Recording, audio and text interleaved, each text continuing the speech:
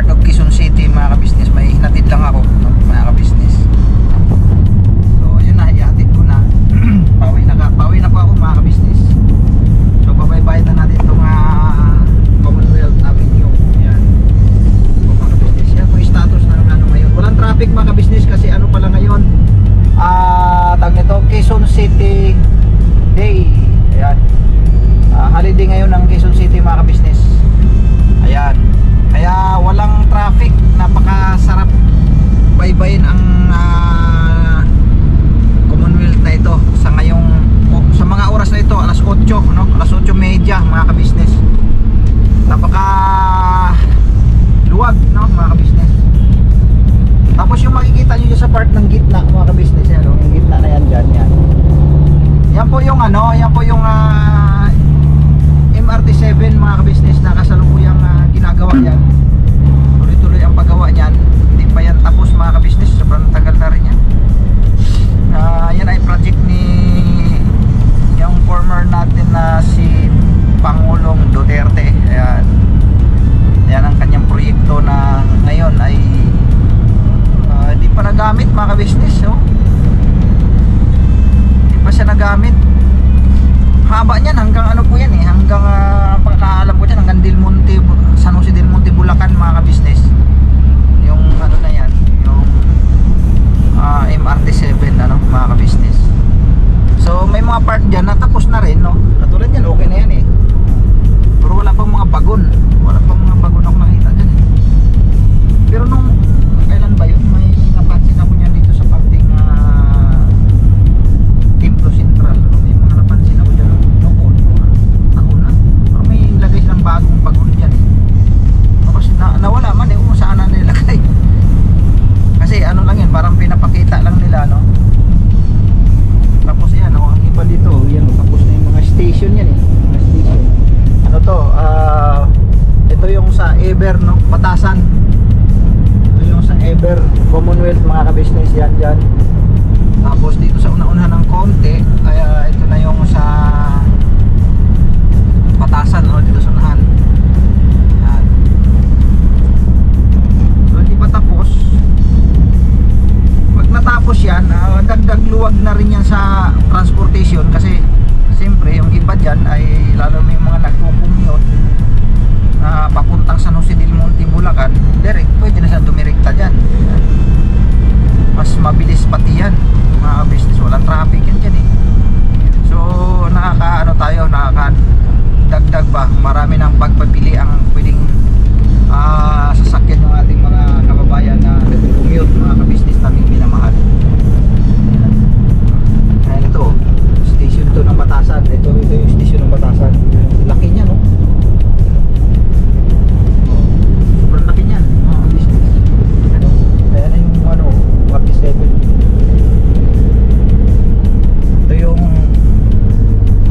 Sandigan, no? Sandigan Bayan, Batasan. Sandigan Bayan yan dyan. Yan.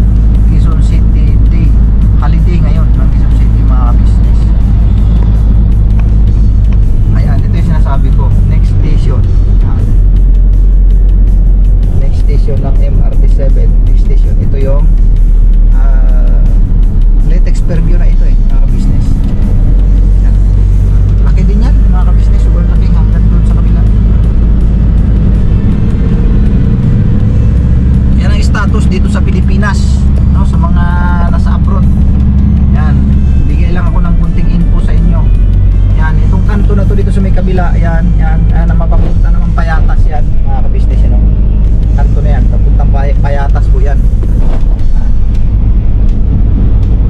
Next station na ating mararating ay yung tawag nito, ayan, di ko na matandaan, dito na sa may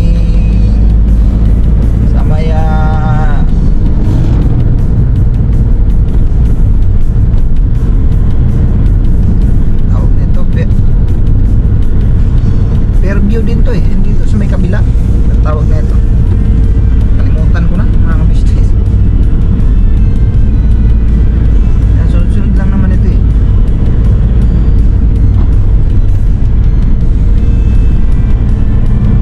Sobrang luwang mga ka-business, oh.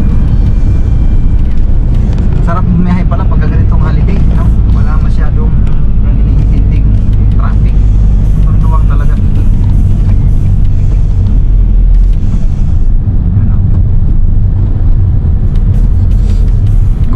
Good morning mga ka-business naming minamahal. Kumusta po kayo mga ka-business naming minamahal? Alright, tayo ay naglalakbay pa uwi ng Caloocan, North Caloocan mga ka-business.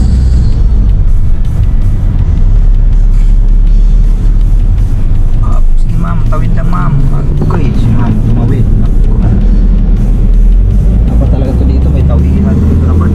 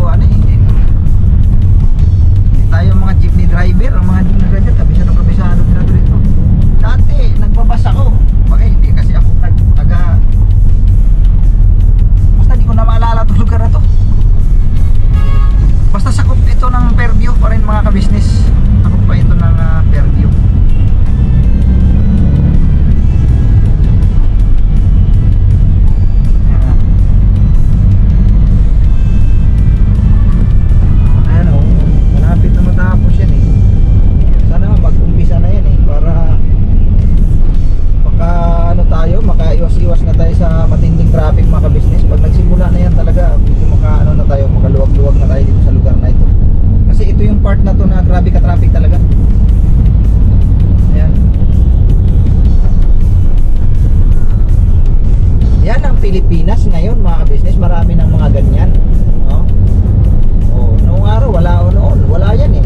Oh, yung pagtungtong ni Duterte, yan, nagkakaroon ng ganyan, nagkaroon ng mga connector sa doon sa Inlex at saka Islex, no? Nagkaroon ng connector, napakasarap ng biyahe ngayon, kapag-agaang na lang, hindi na katulad dati, buhol-buhol sa traffic dyan sa baba. Ngayon nung nagsimula nagkaroon ng Skyway, wow, going to Cavite, mula dito sa part ng Caloocan, pag naka-akit ka na dyan sa Skyway, wala nang problema mga kabisnes, dire-diretso yan, walang traffic papuntang Cavite. Yan ang kinaganda ngayon. Saka napakarami ngayon na ginawa talaga si Duterte na mga kalsada, napakarami talaga sa part ng Cavite. Marami na expressway na ginawa ngayon.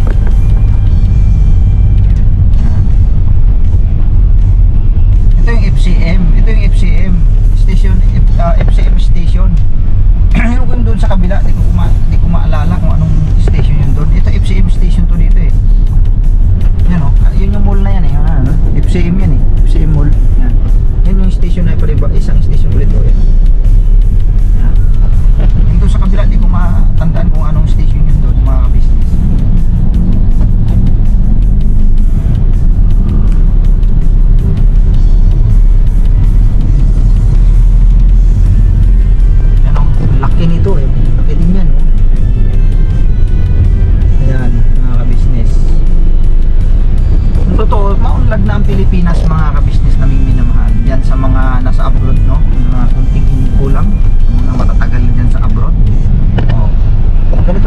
Pilipinas. So kita mo naman yung mga struktura na mga ginagawa ngayon dito sa Pilipinas. So, di ba?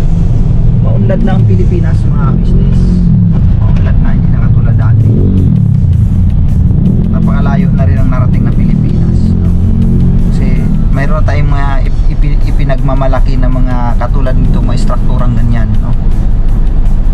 Ang dami niyan dito sa atin. Maraming ginagawa ngayon ganyan. Sa parting Cavite may mga ganito na rin. Ginagawa sila mga skyway na yan. Meron na. Tapos dyan sa parting Baclaran, may napansin ako dyan. Mayroon na rin ano dyan, ganito, no? Hindi ko alam kung MRT, anong pangalan nyo nandiyan sa... May nakita kasi ako dyan sa may parting Baclaran eh, na ganito rin.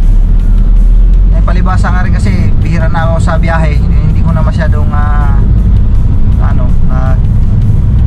kung ano mga pangalan yung mga naitayo ng mga bago ngayon. Diba mga ka-business, nakakatuwa lang kasi nung araw wala yan eh. Nung ako'y nasa biyahe pa mga ka-business, dahil napakatagal kong nasa biyahe sa kalsada araw-araw mga ka-business, wala akong nakita mga ganyan. Ngayon lang yan. Oh, sa panahon ni Duterte mga ka-business, oh, ayan. Diba? Ang saya lang, no? Tapos yung pag natapos pa yung mga ka-business, meron pa akong ano sa inyo, no? Pabanggitin. Yung ginawa ngayon na mula dito sa Mindanao Avenue mga ka-business, diyan sa may C5 station, no? Diyan siya magsisimula sa may Valenzuela, no? Valenzuela. Yung subway mga ka-business naming minamahal, yan kasalukuyan din ginagawa ngayon yan, yung subway. Yan talaga pag yan ay matapos din, no? Napaka ano na, kumbaga maunlad na ang Pilipinas, at saka nakikisabay na tayo sa mga ibang bansa na may mga ganyan din, ano, na mga ganung mga uri na kalsada.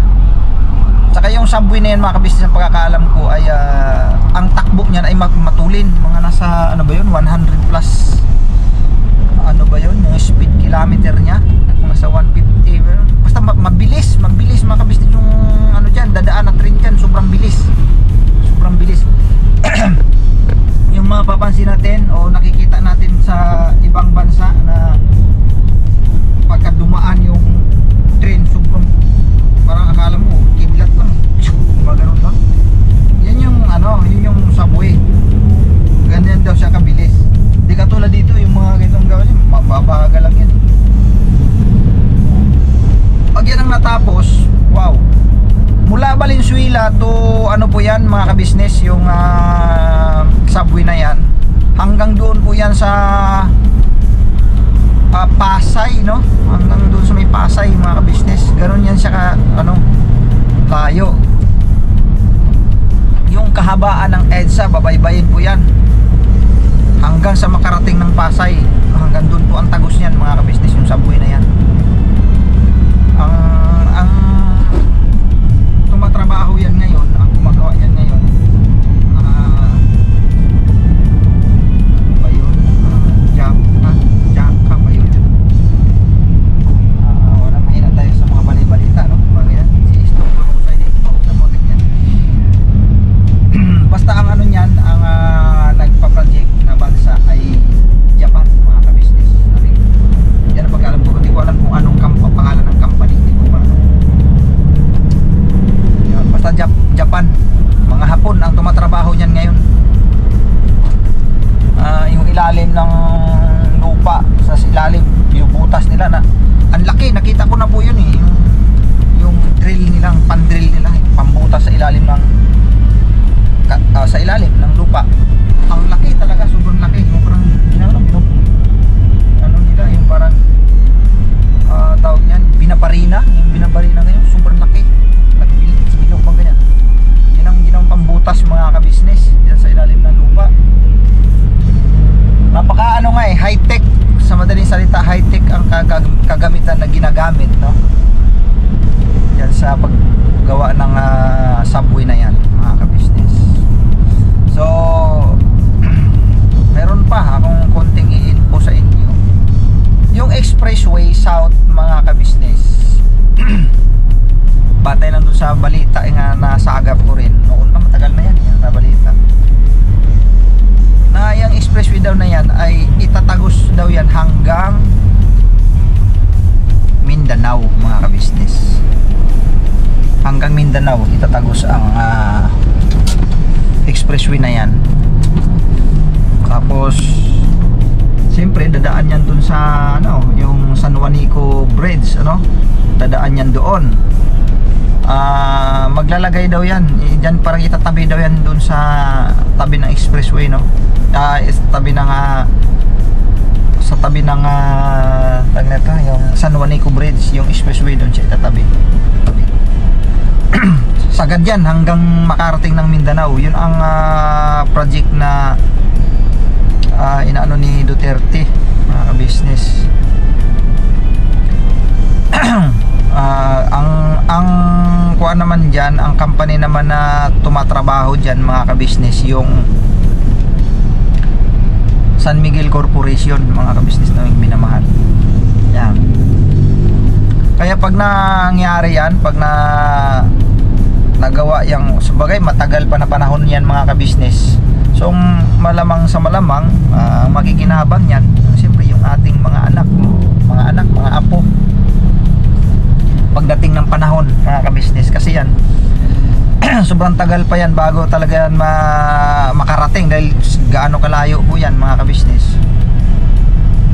At yan, San Miguel Corporation ang pangunahing dyan ang ng project na yan, yung expressway na yan na makakarating daw yan ng Mindanao mga ka-business na may minamahal. So kung mangyari yan napaka bilis na lang yung biyahin mo yung Mindanao mga ka-business, kasi syempre walang traffic.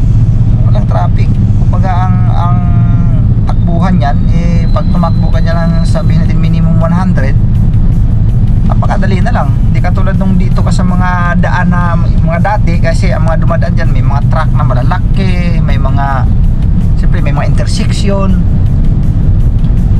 so nagkukos pa rin siya ng traffic sa mga bayan-bayan lang pag napadaan ka sa mga bayan-bayan matagal na yon. Kung may expressway na yan, siyempre gagawaan talaga nila ng yan, sariling daan na yan dire-diretso yan. Kasi pag may mga intersection na ganito, gagawa nila flyover. Pagpa-flyover yan sila, so walang hassle, tuloy-tuloy. Kaya yung travel natin na papuntang Mindanao siguro kasi kung kung ita-travel mo kasi siya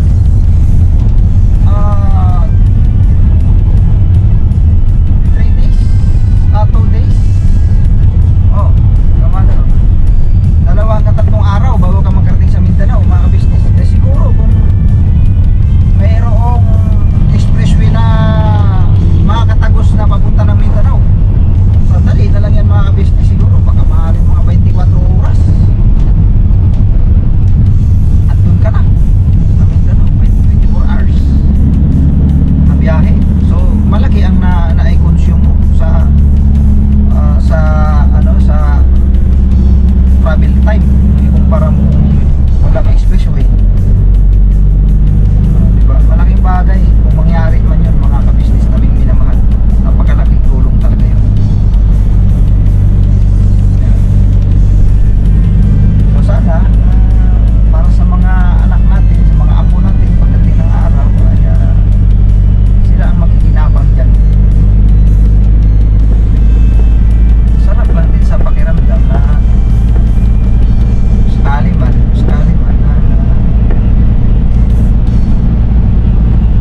matupad yan mga ka-business.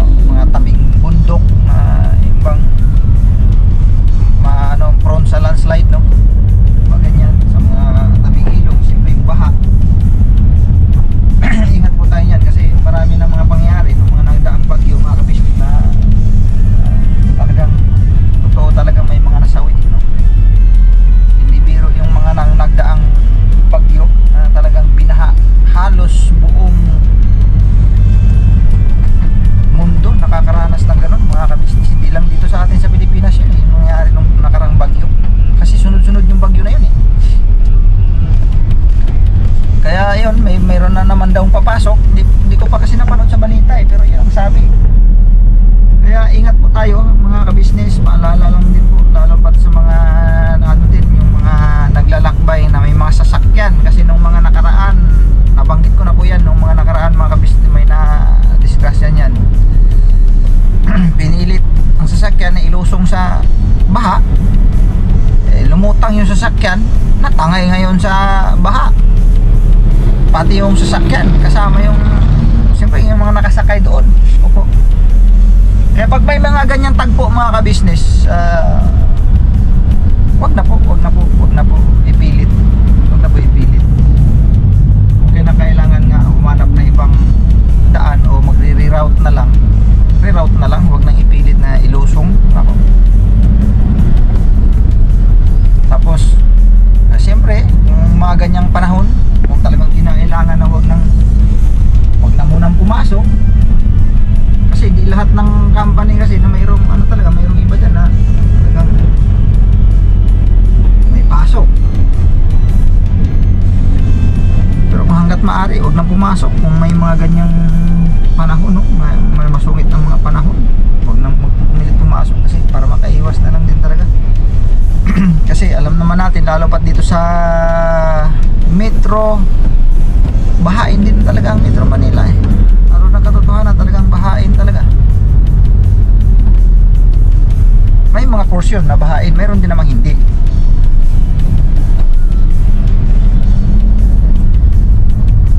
Kaya wag na bumiyahe. Kung hanggat maaari, wag na bumiyahe.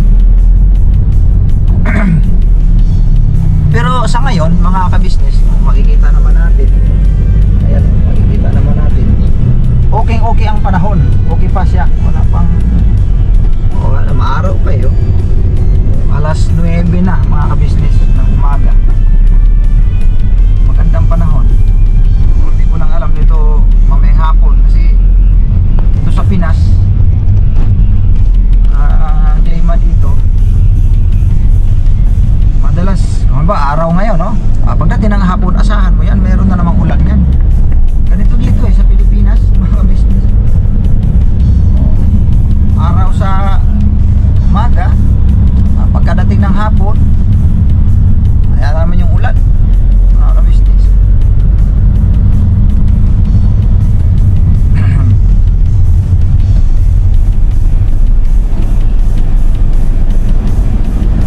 Alright mga ka-business, dito na tayo sa responsibility of Caloocan mga ka-business. Na tayo Caloocan na ito na part eh, mga ka-business namin minamahal.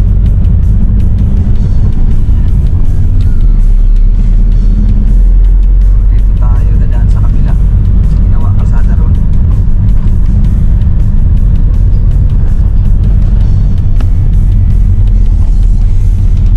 Kumusta po kayo mga ka-business na mga nasa abroad, no?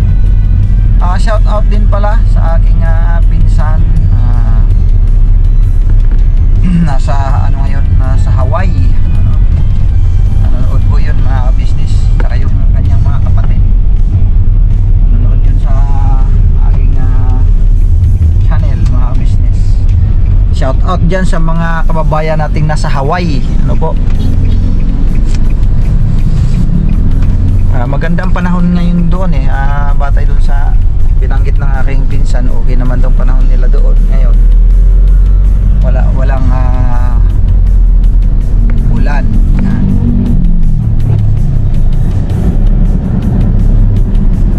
Tapos yung isa kong pinsan naman, shout out pinsan ko dyan nasa Wangyo, nasa Malaysia, no? Shout out sa'yo, insan. Kumusta ka na dyan sa trabaho mo? Diba? Saka yung isa kong pinsan naman, yung nasa Sabado, Dubai. Yes, Dubai. Nasa Abu Dhabi. Yeah. Shout out insan. Yan. Alam niya na yun. Nanonood din yun mga ka-business. Sina-shoutout ko lang kasi bihira lang ako makapag-shoutout eh.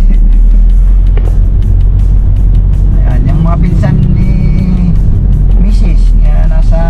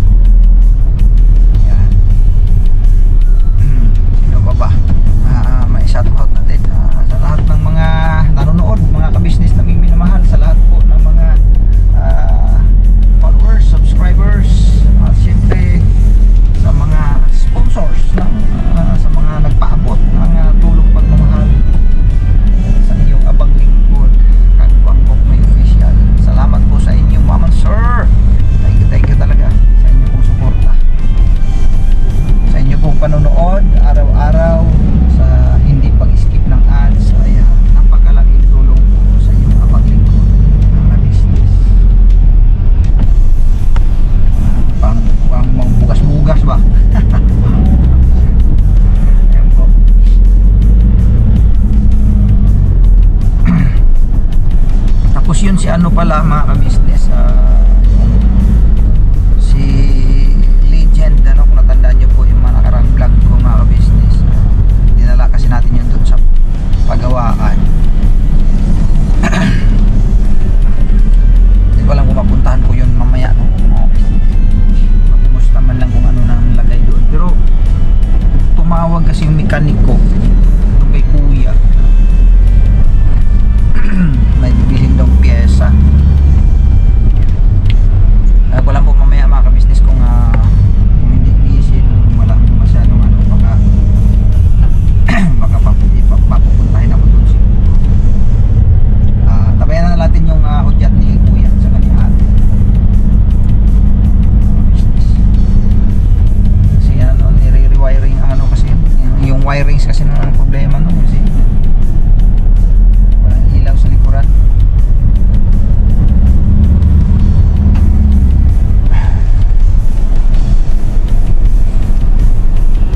Umiko tayo mga ka-business kasi ginawa ang kalsada dyan sa may kabila, yung dati nating dinadaanan dyan ay ginawa doon sa part ng tulay. Siguro nasira siguro yan nung nakaraang bagyo mga ka-business, kasi dito tayo pinadaan sa subdivision naman ito, kumbaga nire-reroute lang. Ayan po mga ka-business, ano, may nagbabantay dito. Ayan,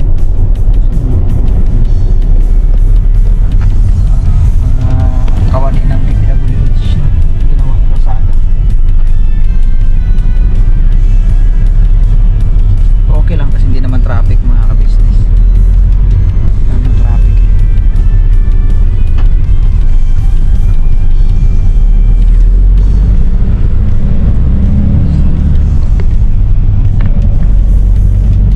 Alright mga ka-business, naming minamahal, hanggang dito na lang muna yung aking vlog mga ka-business.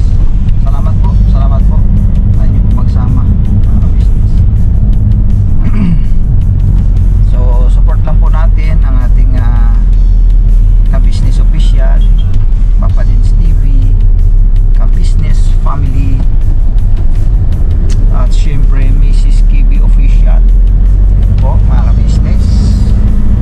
Then ang ating mga kagwangs, ano po mga ka-business na minamahal, ang iyo pong abang lingkod, Kagwang Bugnoy official. Alright. At siyempre yung si Vera Anlito official. Yan, si Editor Darrell official. Si Editor Darrell official mga ka-business hindi na nag-upload. Ano ba nangyari ito mga ka-business? At siyempre support na rin yung ating mga reactors ng ka-business family, no? Support din po natin mga ka-business na minamahal. Salamat po mga ka-business sa kwento-kwentuhan, no? Sa inyo pong pakipagkwentuhan sa akin mga ka-business. Thank you very much. God bless po sa ating lahat. Salamat po sa inyo pong suporta. Bye bye po mga ka-business. Ingat po kayo.